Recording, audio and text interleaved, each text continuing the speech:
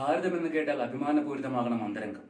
കേരളം എന്ന് കേട്ടാലോ തിളയ്ക്കണം ചോര ഞരമ്പുകളിൽ. കവിവാക്യമാണ്.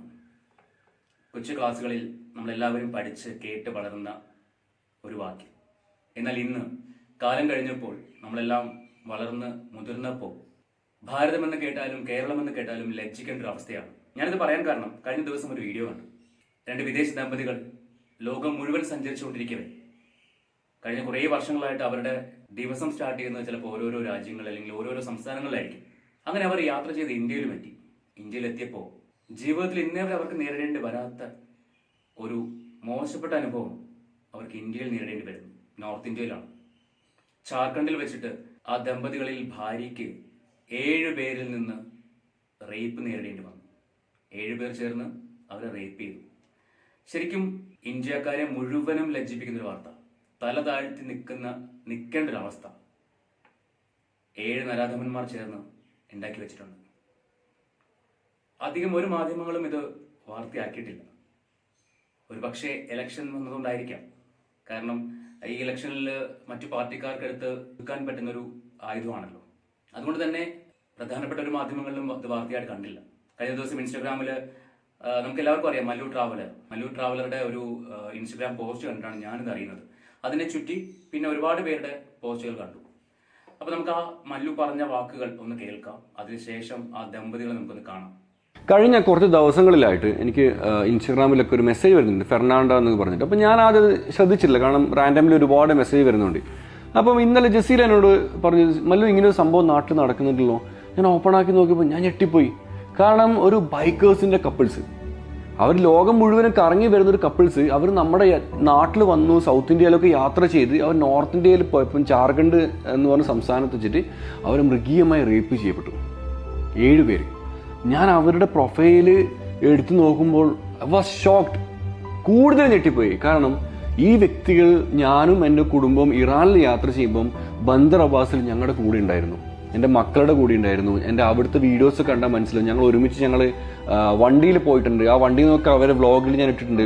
അവരൊക്കെ ഭയങ്കര ഹാപ്പി ആയിരുന്നു.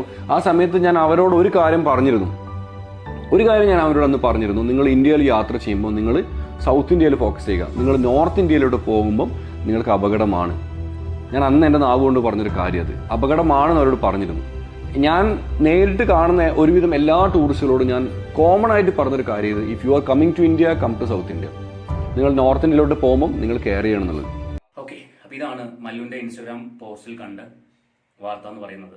മല്ലുവിനെ ഇവരെ പേഴ്സണലി അറിയാം. അതുകൊണ്ടാണ് ഈ ഫെർണാണ്ടോ എന്ന് പറയുന്ന വ്യക്തി മല്ലുവിന് മെസ്സേജ് അയച്ചത്. പക്ഷെ അദ്ദേഹം അത് റാൻഡമായിട്ട് വരുന്ന മെസ്സേജ് നോക്കിയിട്ട് അവോയ്ഡ് ചെയ്യായിരുന്നു ചെയ്തത്.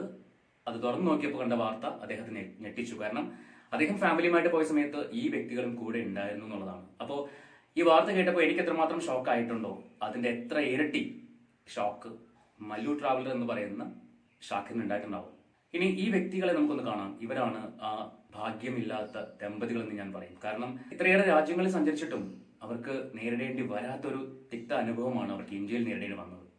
നേരത്തെ പറഞ്ഞ പോലെ 7 നരാധമന്മാർ ചേർന്ന് ചെയ്ത് കൂട്ടിയത്. നമുക്ക് ആ ദമ്പതികളൊന്ന് കാണാം.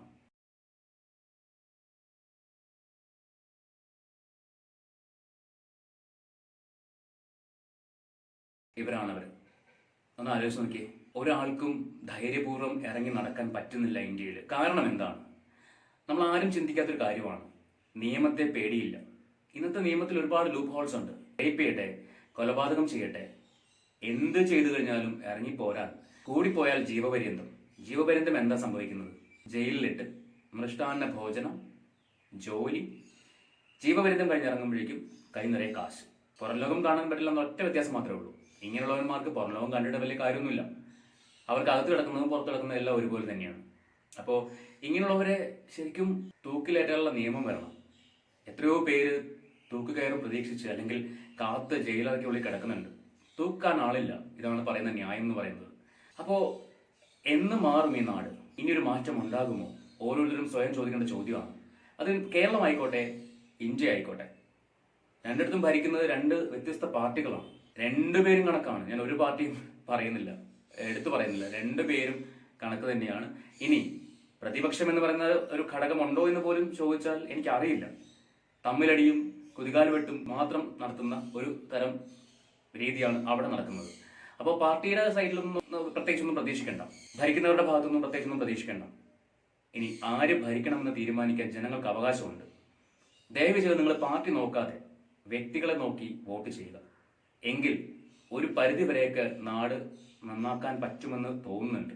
അപ്പോൾ ഇവർക്ക് നീതി ലഭിക്കട്ടെ എന്ന് മാത്രമേ പറയാൻ പറ്റുള്ളൂ. ഒപ്പം മാപ്പ്.